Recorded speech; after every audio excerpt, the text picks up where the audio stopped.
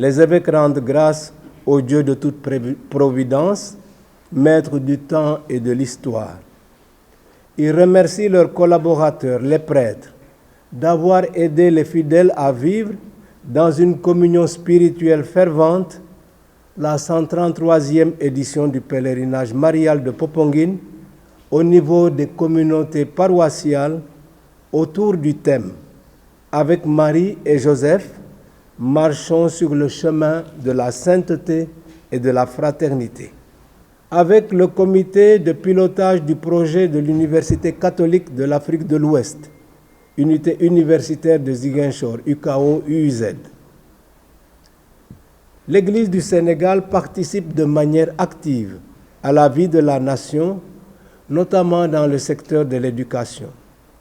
Elle porte depuis plusieurs années, au nom de la conférence épiscopale de Sénégal, Mauritanie, Cap-Vert et Guinée-Bissau, le projet de construire une unité universitaire à Koubalan, dans le diocèse de Ziguinchor, dans le but de participer à une formation adéquate des jeunes.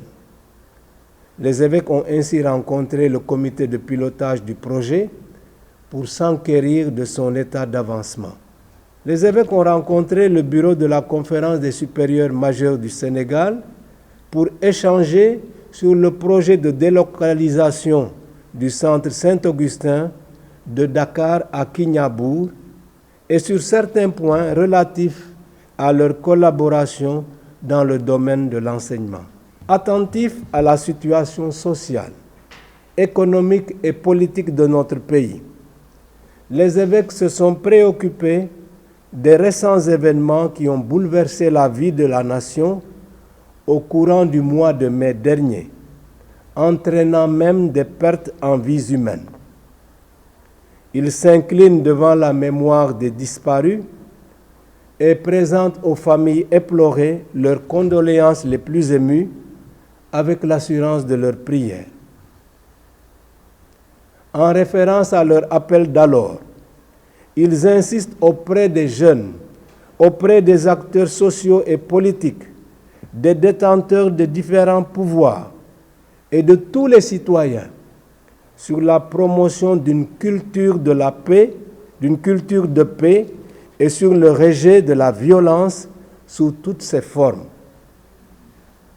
Ils exhortent à l'usage responsable des médias et des réseaux sociaux, ainsi qu'au respect de la vie, du bien commun et du bien d'autrui. Aux hommes politiques tout particulièrement, ils demandent de ne pas se servir des populations pour arriver à leurs fins ou pour satisfaire leurs intérêts. Le même principe vaut pour la question foncière. Ils rappellent que la politique est au service de la cité et au bénéfice des populations. Emboîtant le pas à leurs vénérables prédécesseurs, les évêques célèbrent le jubilé de leur lettre pastorale Bâtir ensemble un Sénégal de justice et de paix. Lettre pastorale parue il y a de cela un peu plus de 25 ans, en 1994. S'inscrivant dans la ligne de leurs aînés, les évêques exhortent tous les acteurs sociaux et politiques de notre pays à privilégier le dialogue dans la vérité pour une paix durable et un développement humain intégral. Ils déplorent le manque de civisme et invitent à une conscience citoyenne, au respect des institutions, et ils rappellent à tous le devoir de construire ensemble un Sénégal prospère dans l'équité sociale et territoriale. Ils encouragent les autorités publiques dans les différents programmes initiés pour les jeunes.